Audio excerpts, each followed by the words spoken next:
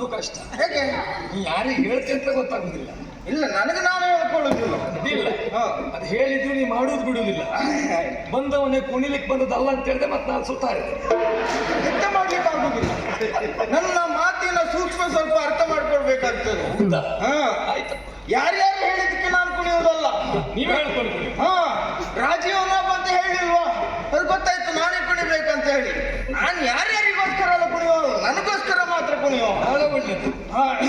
ಓ ರಾಜೀವನಾಭ, ಎಂತದಾಯ್ತು? ಹೌದು, ಯಾವತ್ತೂ ಹಾಗಿಲ್ಲ ನಿನ್ನ ಇಲ್ಲೇ ಮುಖ ಕಮಲ ಎನ್ನುವಂಥದ್ದು ಬಾಡಿ ಬಸವಳಿದು ಹೋಗಿ.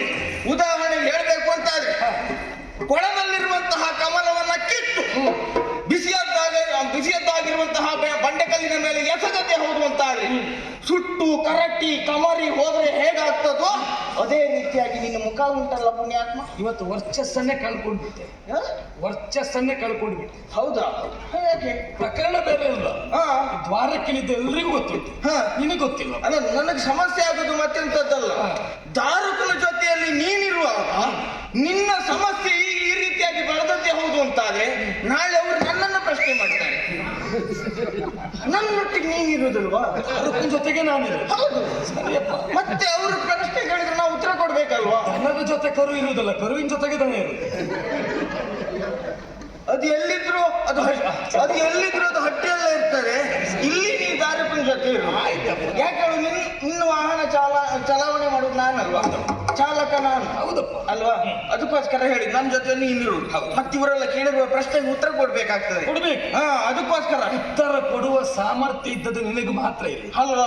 ಹೌದು. ಉತ್ತರ ಹೇಗುಂಟಿರೋದು ಬೇಡ, ಕೊಡುವ ಸಾಮರ್ಥ್ಯ ನಿನಗೆ. ಉತ್ತರ ಬಂದ್ರೆ ಅದು ವಿಮರ್ಶೆ ಮಾಡಿ.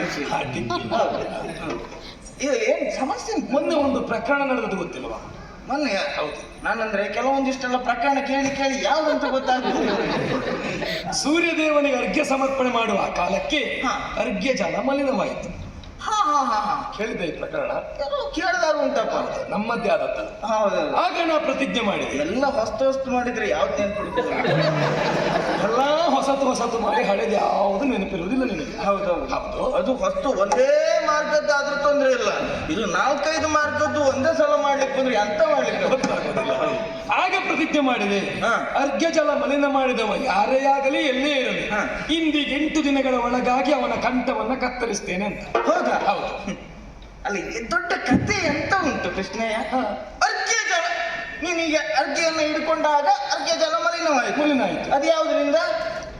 ಬೆವರಿನಿಂದ ಆದದ್ದು. ಬೆವರಿನಿಂದ. ಹೌದು. ಮೇಲೆ ಹೋಗ್ತಾ ಇದ್ದದ್ದು ಅಂತದ್ದು ಅಶ್ವದ ಬೆವರು. ಅಶ್ವದ ಬೆವರು ಬಿತ್ತು ಮಲಿನ ಆಯ್ತು. ಅಲ್ಲೇ ಅದನ್ನ ಬಿಸಾಡು. ಬಿಟ್ಟೆ. ಅಲ್ಲ ಮತ್ತೆ ನೀರಿಲ್ವಾ? ಅದನ್ನ ಹೀಗೆ ತಕ್ಕೊಂಡು ಸೂರ್ಯನಿಗೆ ಒಂದಿಷ್ಟು ಹೇಳ್ಕೊಂಡು ಅಂದ್ರೆ ನಾವು ತಪ್ಪು ಮಾಡ್ಕೊಂಡು ಅವನಿಗೆ ಅಂತ ಒಂದಿಷ್ಟು ಮಂತ್ರ ಹೇಳಿಕ್ ಉಂಟಲ್ಲ ಮಾರಾಯ. ಅದ್ ನಾನು ಹೇಳುದಿಲ್ಲ, ನೀ ಮತ್ತೆ ಹೇಳುದು. ಅರ್ಗೆ ಕೊಡುವಾಗ ಮಾತ್ರ ಹೇಳು. ಹೌದೌದು. ಅದು ಎಷ್ಟು ಮಂತ್ರ ಹೇಳ್ಕೊಂಡು ಈಗ ಅದು ಹೋಯ್ತು. ಶುದ್ಧವಾಗಿರುವಂತಹ ಇದು ಕೊಡ್ತಾ ಇದ್ದೆ, ಅರ್ಗೆ ಕೊಡ್ತಾ ಇದ್ದೇನೆ, ಸ್ವೀಕರಿಸಬೇಕು ಅಂತ ಹೇಳಿದ್ರೆ ಆ ಸೂರ್ಯದೇವ ನಂಗೆ ಬೇಡ, ನಂಗೆ ಅದೇ ಬೇಕಂತ ಹೇಳ್ತಾನವ. ಈಗ ನಿನ್ನೆಲ್ಲ ಕೇಳ್ತೇನೆ, ನಿನಗೊಬ್ಬ ಮಗ ಇರ್ಬೇಕಲ್ಲ, ಬೇಡ ಬಿಡೋದು. ಬೇಡ ಬಿಡು ಅಂತ ಹೇಳಿದ್ರೆ ನನ್ನ ಮಗ ಬೇಡ ಅಂತ ಹೇಳಿ ನೀನು ಅದಕ್ಕೆ ಕೇಳಿ, ನಿನಗೊಬ್ಬ ಮಗ ಇದ್ದಾಗ ಅವ ಸ್ವಲ್ಪ ಸರಿ ಇಲ್ಲದೆ ಇದ್ದಾಗ ಅವ ಬೇಡ ಮತ್ತೊಬ್ಬ ಮಗ ಇದ್ದಾನೆ ಸಾಕು ಅಂತ ಹೇಳಿದ್ರೆ ಒಪ್ತೀಯ ನೀನು? ಅದು ಈಗ ನಿನಗೆ ಹೇಳಿದೆ ನಿನ್ನ ಮಗ ಉಂಟು ಬೇಡ ಬಿಡು ಅಂತ ಹೇಳಿದಾಗ ಒಪ್ಲಿಕ್ಕೆ ಮನಸ್ಸು ಬರಲಿಲ್ಲ. ಇಲ್ಲ ಅದು ಹಾಗಾಗಿ ಅದಕ್ಕೆ ಜೀವ ಉಂಟು ಮಾರ, ಇದಕ್ಕೆ ಜೀವ ಇಲ್ಲ. ಅಭಿಮಂತ್ರಿಸಿದ ಜಲಕ್ಕೆ ಜೀವ ಉಂಟು. ಹೌದಾ? ಅದು ಕೆಟ್ಟು ಹೋಗಬಾರ್ದು. ಅದು ಬಿಡು. 8 ದಿವಸದಲ್ಲಿ ಕತ್ತರಿಸ್ತೇನೆ, ಕಂಠವನ್ನು ಕತ್ತರಿಸ್ತೇನೆ ಎನ್ನುವಾಗ ಹೇಳಿ ಆಗ ಗೊತ್ತಾಯಿತು ಅರ್ಘ್ಯ ಜಲ ಮಲಿನವಾದದ್ದು ಕುಬೇರ ಪುತ್ರನಾದ ಗಯಗಂಧರ್ವನಿಂದ ಅಂತ. ಆಗಯ? ಹೌದಾ? ಆಗಯ ಆಗಯ ಆಗಯ ಹೋಗಯ ದಾರುಕ ಆಗಯ, ಅವನೇ ಆಗಯ. ಹೋಗಯ? ಇಲ್ಲ, ಹೋಗ್ಲಿಲ್ಲ, ಇದ್ದಾನೆ. ಅವ ಹೋದ್ರೆ ನಮ್ಮ ಪ್ರತಿಜ್ಞೆ ಆಯ್ತು ಅಂತ ಲೆಕ್ಕ. ಅಚ್ಚ ನೀವು ಅಚ್ಚುತ್ತಲ್ಲ, ನಾನು ಅದೇ ಅರ್ಧದಲ್ಲೇ ಕರೋದಲ್ಲ, ಅದಕ್ಕೆ ಅಚ್ಚ ಅಂತ ಆಯ್ತು. ಸರಿ, ಆಗ ಪ್ರತಿಜ್ಞೆ ಮಾಡಿ ಆಮೇಲೆ ಗೊತ್ತಾಯ್ತು ಎಲ್ಲಾ ಕಡೆ ಹುಡುಕಿದಾಗ ಸುಳಿವು ಸಿಗ್ಲಿಲ್ಲ. ಕೊನೆಗೆ ಸಿಕ್ಕಿತ್ತು ಕಾಮ್ಯಕಾವನದಲ್ಲಿ ಪಾಂಡವರ ಬಳಿಯಲ್ಲಿ ಆಶ್ರಯ ಪಡೆದಿದ್ದಾನೆ ಅಂತ. ಹೌದಾ? ಮುಗಿತಲ್ಲ ಪ್ರಕರಣ ಮುಗಿದ ಹಾಗೆ. ಯಾಕೆ? ಇನ್ನು ಪ್ರಸಂಗ ಮುಂದೆ ಹೋಗುವುದಿಲ್ಲ. ಯಾಕೆ? ಪಾಂಡವರಲ್ಲಿ ಅಲ್ಲಿ ಹೋದದ್ದೇ ಹೌದು ನಿನ್ನ ವೈರಿ ಅಂತ ಗೊತ್ತಾದದೇ ಹೌದು ಅಂತ ಆದ್ರೆ ನಿನ್ನ ಭಾವ ಪಾರ್ಥ ಬಿಡುವುದೇ ಇಲ್ಲ. ಈಗೆಲ್ಲ ಕೊಂದಾಯ್ತಾ ಕಾಣ್ತದೆ. ಅವ ಬಿಡ್ಲಿಲ್ಲ, ಅದೇ ಆದದ್ದು. ಅಭಯ ಕೊಟ್ಟಿದ್ದಾನಂತೆ, ಅಣ್ಣ ಧರ್ಮಜನ ಪಾದದಾಣೆಯಾಗಿಯೂ ನಿನ್ನ ಪ್ರಾಣಕ್ಕೆ ನಾನೇ ಹೊಣೆಗಾರ ಎನ್ನುವ ಹಾಗೆ. ನಿನಗೆ ಹೀಗೆ ಆಗಬೇಕು. ಯಾಕೆ? ನೀನು ಕೆಲವರನ್ನೆಲ್ಲ ಎಲ್ಲಿ ಇಡ್ಬೇಕು ಅಲ್ಲಿ ಇಡ್ಲಿಲ್ಲ. ಇವತ್ತು ಗೊತ್ತಾಯ್ತು ನನಗೆ.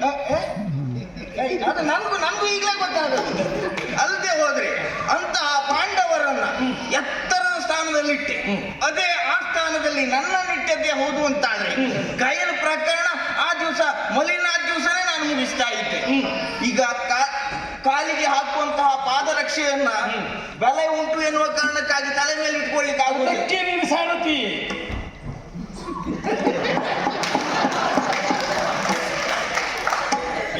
ಅಷ್ಟೇ ಮತ್ತೆ ಮುಂದುವರಿಸಬೇಡ. ಅಷ್ಟೇ ಆದ್ರೂ ಕ್ರಯ ಹೆಚ್ಚುಂಟು. ಹೌದಪ್ಪ, ಹೆಚ್ಚುಂಟು. ಹೌದು. ವಿಷಯ ಗೊತ್ತಾಯ್ತಾ? ಈ ಪಾಂಡವರು ಇಟ್ಕೊಂಡಿದ್ದಾರೆ. ಇಟ್ಕೊಂಡು ಅಲ್ಲ, ರಕ್ಷಣೆ ಕೊಟ್ಟಾಗಿದೆ. ಬಿಡುವುದಿಲ್ಲ ಅಂತ ಹೇಳಿದ್ದಾರೆ. ಹೌದು. ನೀನ್ ಮಾಡಿದ ತಪ್ಪಲ್ಲೇ. ನೀನ್ ಆ ದಿವಸ ಕುಂತಿಗೆ ಹೇಳಿದ್ದಲ್ವಾ, ಮಮ ಪ್ರಾಣಾಹಿ ಪಾಂಡವ ಅಯಂ ಪ್ರಾಣಾಹಿ ಮಮ ಪ್ರಾಣಾಹಿ ಪಾಂಡವ. ನಾನು ಕೇಳುವಾಗ ಅಯಂ ಪ್ರಾಣಾಹಿ ನೀನು ಇದ್ದದ್ದಲ್ಲಲ್ವಾ? ಹೌದು. ಮಮ ಪ್ರಾಣಾಹಿ ಪಾಂಡವ ಎನ್ನುವ ಹಾಗೆ ಆ ಕುಂತಿದೇವಿಗೆ ಮಾತು ಕೊಟ್ಟ ಪ್ರಕಾರವಾಗಿ ಅವರನ್ನು ರಕ್ಷಣೆ ಮಾಡ್ತಾ ಇದ್ದವನು ನೀನು.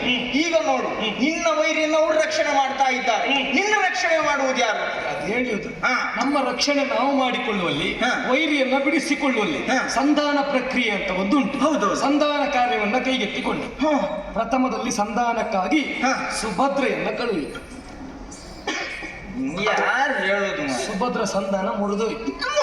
ಮತ್ತೆ ಒಳ್ಳೇದಾಗ್ಲಿಕ್ಕೆ ಉಂಟ. ಈ ರಾಜಕೀಯಕ್ಕೆ, ಯುದ್ಧ ರಂಗಕ್ಕೆ ಹೆಣ್ಣು ಮಕ್ಕಳನ್ನೆಲ್ಲ ಕಳಿಸಿದ್ರೆ ಪ್ರಯೋಜನ ಆಗುವುದಿಲ್ಲ. ಹೋಗ್ತಾರೆ, ಪ್ರಯೋಜನ ಏನಾಗುವುದಿಲ್ಲ. ಈಗ ಅವರಿಗೆಲ್ಲ ಒಂದು 70ರಷ್ಟೆಲ್ಲ ಬರ್ಬೇಕು ಅಂತೆಲ್ಲ ಮಾತಾಡ್ತಾರೆ. ಅದಲ್ಲ, ಹೋದ್ರೂ ಏನು ಪ್ರಯೋಜನ ಆಗುವುದಿಲ್ಲ. ಇವತ್ತು ಗೊತ್ತಾಯ್ತು ನನಗೆ, ಸಂಧಾನ ಮುರಿದಿತ್ತು. ಆಗ ಯೋಚನೆ ಮಾಡಿದೆ, ಈ ಸಂಧಾನ ಎನ್ನುವುದು ಊರ್ಜಿತವಾಗಿರಬೇಕು ಅಂತಾದ್ರೆ ಇಲ್ಲಿ ಸಂಧಾನ ಮಾಡುವ ಸಾಮರ್ಥ್ಯ ಇರುವುದು ಒಬ್ಬನಿಗೆ. ಯಾರಿಗೆ? ಆವತ್ತು ರಾವಣನ ಸಮೀಪ ಒಬ್ಬ ಸಂಧಾನಕ್ಕೆ ಹೋಗಿದ್ದ.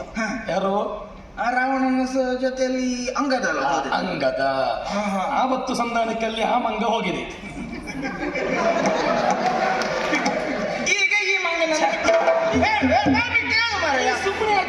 ಮೈ ಮೇಲೆ ತಕ್ಕೊಳ್ಳೋದಲ್ಲ, ನೀ ಹೇಳುದು ಹಾಗಂತ ಗೊತ್ತುಂಟ. ಅಲ್ಲಪ್ಪ, ಮಂಗವೇ ಹೋಗ್ಲಿ ಮಾನವನೇ ಹೋಗ್ಲಿ ಆಗಲ್ಲ, ಆಗುವಂತಹ ಕೆಲಸ ಆಗ್ತದಲ್ವಾ? ಹಾಗೆ ಹೇಳಿದಲ್ಲ, ಅದು ಮುಖ್ಯ. ಅಂದು ಆ ಮಂಗ ಹೋಗಿದೆ, ಹಾಗಂತ ಇವತ್ತು ಈ ರಂಗ ಹೋಗ್ಲಿಕ್ಕೆ ಆಗುದಿಲ್ಲ. ನೀನು ಹೋಗ್ಬೇಕು ಅಂತ ಮಂಗನೇ ಹೋಗ್ಬೇಕು ಅಂತ ಹೇಳಿ ನಾನು ಹೇಳುದಿಲ್ಲ. ಈಗ ಸಂಧಾನ ನಿನ್ನಿಂದ ಆಗಬೇಕು. ಹೌದಾ? ಸಂಧಾನ ನಿಮ್ಗೆಲ್ಲ ಈಗ ನೆನಪಾಗುದು. ನಮ್ಮದ ಈಗ ಮೊದ್ಲೆಲ್ಲ ಕಳಿಸೋರ್ನೆಲ್ಲ ಕಳಿಸಿ ಆದ್ಮೇಲೆ ಇನ್ಯಾರು ಪ್ರಯೋಜನಕ್ಕಾಗುವುದಿಲ್ಲ ಅನ್ನುವಾಗ ಈ ದಾರುಕ್ನವ್ರು ನಿಮ್ಗೆ ಗೊತ್ತಾಗುದು, ನೆನಪಾಗುದು. ಮೂಲಧನ ವಿನಿಯೋಗ ಮಾಡುವುದು ಹಾಗೆ ಅಲ್ವಾ? ಕೊನೆಯಲ್ಲಿ ಯಾವುದು ಇಲ್ಲ ಅಂತ ಆದಾಗ ಮೂಲಧನ ತೆಗೆಯುವುದು. ಅದಕ್ಕಿಂತ ಮುಂಚೆ ಅಲ್ಲ ಇದ್ದದನ್ನ ಬಳಸುವುದಂತ. ಇದ್ದದನ್ನ ಬಳಸಿ ಅವ್ರ ಹತ್ರ ಆಗುವುದಿಲ್ಲ ಅನ್ನುವಾಗ ಬೇಡದ ಹೋಗೋದಕ್ಕೆ ನಾನು ಸಣ್ಣ ಪುಟ್ಟ ಕೆಲಸಕ್ಕೆಲ್ಲ ನೀನು ಜನವ. ಅಂದ್ರೆ ಇದೀಗ ಯಾವುದು ಸಣ್ಣದ್ರಲ್ಲಿ ಪ್ರಯೋಜನ ಕಾಣಲಿಲ್ಲ, ಹಾಗಾಗಿ ನೀವು ದೊಡ್ಡ ಹೋಗ್ಬೇಕು. ವಿಫಲ ಆದದ್ದು ಫಲ ಕಾಣಬೇಕು ಅಂತ ಆದ್ರೆ ದಾರುಕ ಹೋಗ್ಬೇಕು ಅಂತ ಹೋಗ್ತೇನೆ, ತೊಂದ್ರೆ ಇಲ್ಲ. ಆದ್ರೆ ಒಂದು ಏನು, ಹೋದಾಗ ಸಂಧಾನ ಮಾಡ್ತೇನೆ, ಅದು ಒಪ್ಪಿದ್ರಾಯ್ತು. ಒಂದು ವೇಳೆ ಒಪ್ಪಲಿಲ್ಲ ಅಂತ ಆದ್ರೆ ಹಿಂದೆ ಮುಂದೆ ನೋಡುದಿಲ್ಲ ನಾನು. ಅದು ಗೊತ್ತುಂಟು. ಹಿಂದೆ ಮುಂದೆ ನೋಡಿದ್ರೆ ಸರಿ ಆಗ್ತದೆ. ನನಗೂ ಅಭ್ಯಾಸ ಆಗಿದೆ. ಅಲ್ಲ, ಮತ್ತೆ ನೀನು ಭಾವ ಮತ್ತೆ ಅವ ಏನಕ್ಕೇನೋ ಆದ ದಾರು ಯಾವ ಬೇಸರವು ನನಗಿಲ್ಲ. ಸ್ಪಷ್ಟ ಹೇಳ್ತೇನೆ, ನೀನಲ್ಲಿ ಹೋಗ್ಬೇಕು, ಸಂಧಾನದಲ್ಲಿ ಮಾತನಾಡಬೇಕು. ಸಂಧಾನ ಆಗದೆ ಇದ್ದರೂ ತೊಂದರೆ ಇಲ್ಲ, 4 ಬೂದಿಗೆ ಬರಬೇಡ. ನೀ ಫಸ್ಟ್ ಹೇಳ್ದಾಗೆ ಮಾಡಿ.